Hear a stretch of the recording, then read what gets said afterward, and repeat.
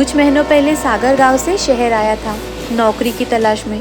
सागर पढ़ा लिखा था पर शहर में उसे कोई नौकरी नहीं मिल रही थी। धीरे धीरे सागर के सारे पैसे खत्म हो गए। उसके पास खाने तक के लिए पैसे नहीं बचे थे।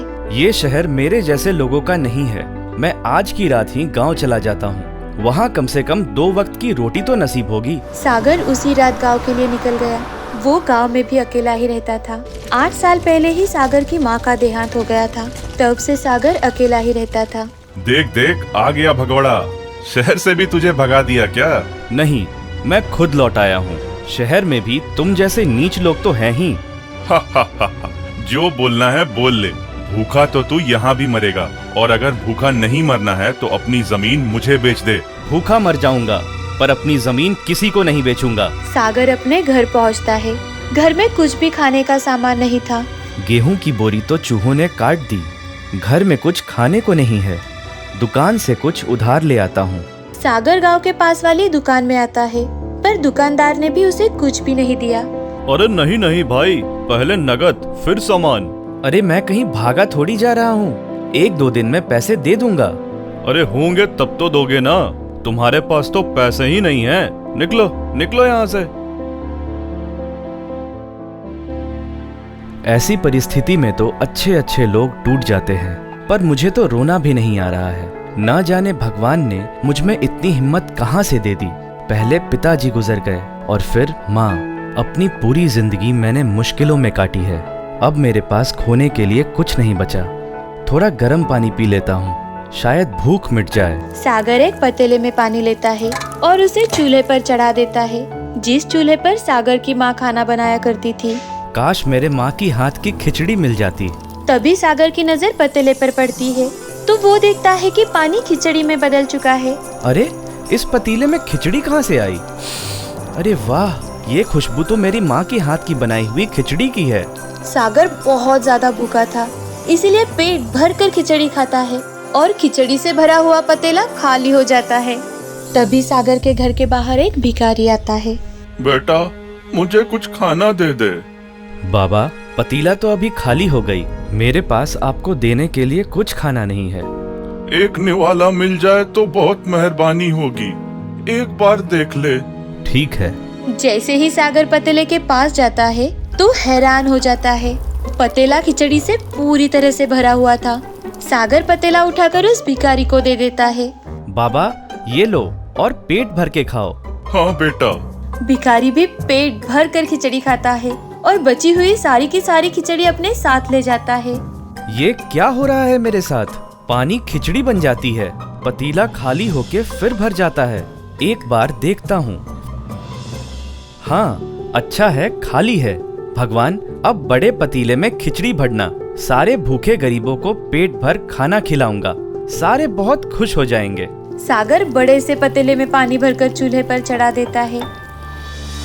भूखे पेट अकल ठिकाने आ गई। अब खेत बेचेगा? तू मुझे भूखा क्या रखेगा? इस बड़े से पतीले में खिचड़ी भर के भूखे गरीबों को खाना खिलाने जा रहा हूँ। अरे पतीले में पानी भरने से खाना नहीं बनता, अनाज भी डालना पड़ता है, पागल। ये देख। सागर ने पतीले पर ढक्कन रख दिया कि थोड़ी ही देर में उस पतीले में खिचड़ी भर गई। रतन ये सब देखकर हक्का बक्का रह गया, साथ ही साथ वो परेशान भी हो गया। जो दूसरों का पेट भरने की तमन्ना रखते हैं उसे भगवान भी भूखा नहीं रखते। तू क्या मुझे भूखा रखेगा? चल निकल यहाँ से और वापस कभी मत आना। सागर मंदिर जाकर सारे भूखे लोगों को पेट भर खाना खिलाता है। सभी भूखे लोग खाना खाकर तृप्त हो चुके हैं तो वो सागर को बहुत सारी दुआ दे रहे हैं। भगवान तेरा भला करे बेटा। धन्यवाद माँ जी। हर दिन सागर भूखे लोगों को खाना खिलाने लगता है। देखते ही देखते पूरे गांव में सागर का नाम गूंजने लगता है। हर कोई सागर को पसंद करने लगा। एक दिन सागर का इंटरव्यू लेने के लिए एक पत्रकार आते हैं। सागर जी, आप तो बहुत महान काम करते हैं। क्या आप हम सबको बता सकते हैं कि आपने ये कैसे सोचा कि गरीबों को रोज खाना खिलाना चाहिए? मेरा कोई परिवार नहीं है। छोटी सी उम्र में मेरे माँ पिताजी दोनों गुजर गए और तब से मैं अकेले रहता हूँ। इसीलिए भूख क्या होती है मुझे पता है। मेरा एक ही सपना था, भूखे लोगों को पेट भर खाना खिलाना, और वही मैं कर रहा हूँ।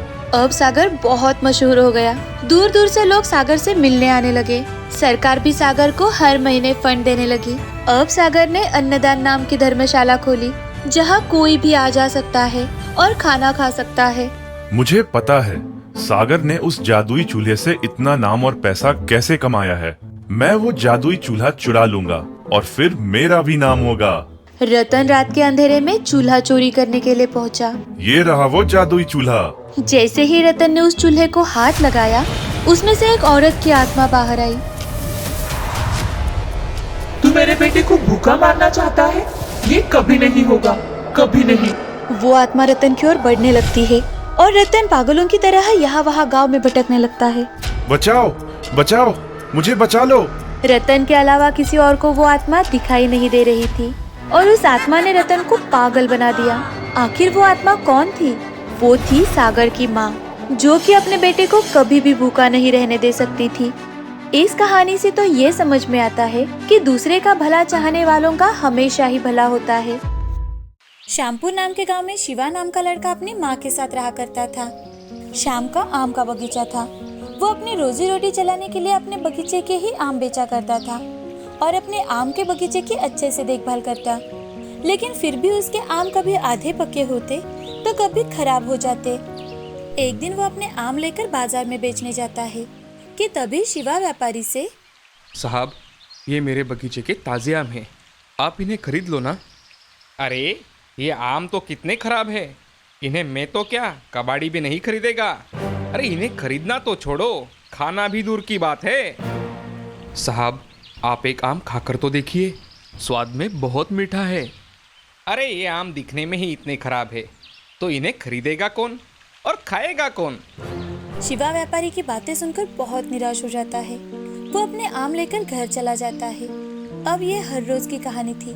जब भी शिवा बाजार में आम बेचने चला जाता, उसके पल्ले निराशा ही आया करती थी। उसके आम पड़े पड़े सड़ रहे थे। ये सब देख वो और भी ज्यादा निराश हो रहा था, जिसके चलते उसके सर पर कर्ज का बोझा बढ़ता ही जा रहा था। इतना ही नहीं, उसने जिनसे जिनसे कर्जा लिया था वो अब घर आकर उसका सामान लेकर जाना शुरू हो गए थे। उन्हीं में से एक था भुवन, जो कि एक आम के बगीचे का मालिक था। उसके बगीचे के आम शहर में जाते और बहुत अच्छे दामों से बेचे जाते थे। भुवन बहुत ही लालची और मतलबी इंसान था। वो किसी का पैसा नहीं छोड़ता था। वो एक दिन शिवा के घर आकर, अरे शिवा, मैंने सुना है तुम पर कर्ज का बोझा तो बढ़ता ही जा रहा है। मैं तो कहता हूँ कि तुम मेरे यहाँ काम कर लो भाई, उससे तुम कर्ज से तो बचे ही रहोगे और खाना पीना भी चलता रहेगा तुम्हारा। मैं मेरा देख लूंगा सेठ जी, आपके मशवरों की मुझे कोई ज़रूरत नहीं है। मैं सड़क पर रह लूंगा, मगर मैं आपके यहाँ नौकरी बिल्कुल नहीं करूंगा। शिवा की बातें सुन भुवन को बहुत ज्यादा गुस्सा आ जाता है और वो शिवा से, अरे ओ भूखे फकीर, खुद तो भिखारी है और मुझे ज्ञान बांट रहा है। जरा बातें औकात देखकर करनी चाहिए। मैं तो तेरी मदद कर रहा था, अब बहुत हो गया। 2 हफ्ते में मुझे मेरा कर्जा चुकता कर देना, नहीं तो ये घर और बगीचा दोनों भी छीन लूंगा, समझे? भलाई का तो जमाना ही नहीं रहा। भुवन शिवा को खरी खोटी सुनाकर वहाँ से चला जाता है। भुवन की सारी बातें सुनकर शिवा वही सोचते बैठ जाता है। तभी शिवा अपनी माँ से, माँ, मैंने इस भुवन का अगर कर्जा नहीं चुकाया तो ये हमारा घर और बगीचे की नीलामी कर देगा। मुझे तो अब गांव में कोई कर्जा भी देने के लिए तैयार नहीं है। अब मैं क्या करूँ माँ? शिवा की उदासी भरी बातें सुनकर शिवा की माँ रमा शिवा से, बेटे, ऐसे निराश होकर कैसे चलेगा? उस भुवन को तो तुम्हें अच्छा खासा सबक सिखाना चाहिए। वो इसी तरह से लोगों को लूटता है। तुम शहर जाकर क्यों नहीं देखते? शायद कुछ बात बन जाए। रमा की बातें सुन शिवा को नई उम्मीद मिलती है। शिवा अगले ही दिन शहर चला जाता है और शहर में जाकर कुछ दुकानदारों से कर्जा मांगता है, लेकिन किसी से भी पहचान ना होने के कारण उसे कोई कर्जा नहीं देता। सुबह से शाम हो जाती है। अब शिवा निराश होकर घर लौटने के लिए जंगल के रास्ते निकलता है। थोड़ी देर चलने के बाद शिवा को रास्ते में एक साधु बाबा बेहोश पड़े दिखाई देते हैं। ये देख शिवा उनके पास चला जाता है, उन्हें उठाने की कोशिश करता है, लेकिन वो उठते ही नहीं। अब शिवा अपने पास का पानी लेकर साधु बाबा के चेहरे पर छिड़कता है कि तभी साधु बाबा उठकर बैठते हैं। थोड़ा पानी पीने के बाद उन्हें अच्छा लगता है। बाबा, अब आपको कैसा लग रहा है? मुझे अब ठीक लग रहा है। तुमने इस बाबा की मदद की है।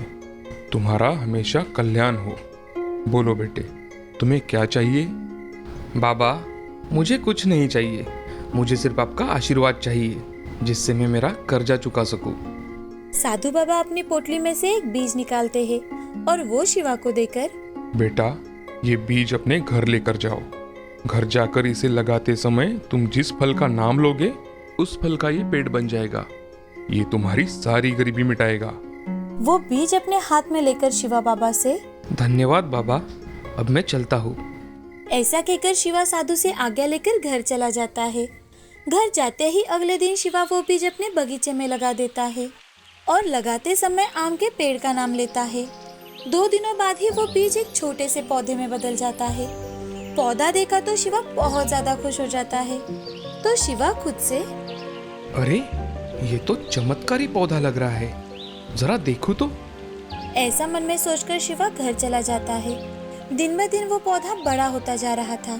वो अपने बगीचे के बाकी के आम के पेड़ों के साथ साथ इस पौधे का भी अच्छे से ख्याल रख रहा था। अब 8वें ही दिन पौधा बड़े आम के पेड़ में बदल गया था। उस पेड़ पर सुनहरे आम लगे थे। तो शिवा को वो आम कुछ अलग लगे, इसीलिए उसने पेड़ से आम तोड़कर देखा तो वो आम का पेड़ कुछ साधारण आम का पेड़ नहीं था और ना ही उस पर लगे आम कुछ साधारण थे, वो तो सोने के थे। सोने के आम देखकर शिवा बहुत ज्यादा खुश हो जाता है। हे भगवान, आप बड़े दयालु हो। मुझ पर आपकी ऐसी ही कृपा दृष्टि बनाए रखना भगवान। अब शिवा पेड़ से और 4 आम तोड़ता है और वो 5 आम जाकर बेच देता है। आम बेचकर जो पैसे आए थे उससे वो भुवन का पूरा कर्जा चुका देता है। ये देखकर भुवन हक्का बक्का रह जाता है। काम के चलते भुवन ने शिवा को अनदेखा किया, लेकिन दिन ब दिन शिवा की तरक्की हो ही रही थी। उसने अपना सारा कर्जा भी चुका दिया। कुछ ही दिनों में वो अपने माँ के साथ अच्छे मकान में रहने लगा। साथ ही उसने बड़ी बड़ी गाड़ियाँ और जमीन खरीदना भी शुरू कर दिया। ये देख भुवन साहूकार शिवा से जलने लगा। वो मन ही मन, इस शिवा के बच्चे को ऐसा कौन सा खजाना मिल गया है जो इसके पास इतने पैसे आ गए हैं? मुझे कल ही उसके बगीचे में जाकर देखना चाहिए। भुवन अगले ही दिन शिवा के बगीचे में चला जाता है। वहाँ पर सोने का बड़ा सा आम का पेड़ देखकर वो चौंक जाता है और खुद से, ओ, तो इस शिवा का ये राज है। मैं अभी ये पेड़ काटकर इसके सारे आम चुरा कर लेकर जाता हूँ।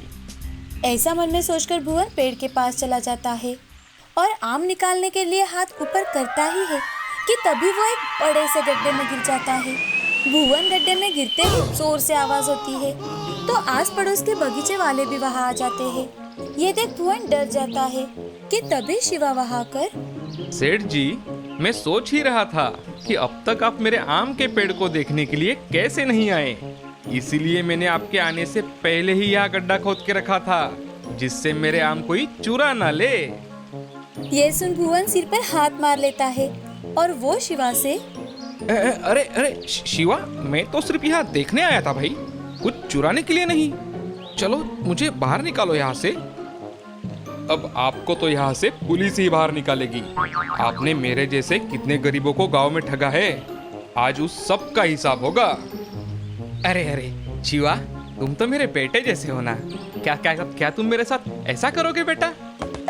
वो क्या है ना सेठ जी, आपको अगर आज मैंने ऐसे ही छोड़ दिया तो आप हमेशा गरीबों को लूटते रहोगे और उनका नुकसान करते रहोगे। ऐसा कहकर शिवा पुलिस को कॉल करता है और उन्हें बुला लेता है। पुलिस के आते ही भुवन की बोलती बंद हो जाती है। पुलिस अपने साथ भुवन को चोरी के इल्जाम में लेकर चले जाती है। ये देखकर गांव वाले बहुत खुश थे क्योंकि भुवन ने कई सारे गरीब लोगों को लूटा था। धीरे धीरे कर शिवा बहुत अमीर बन जाता है।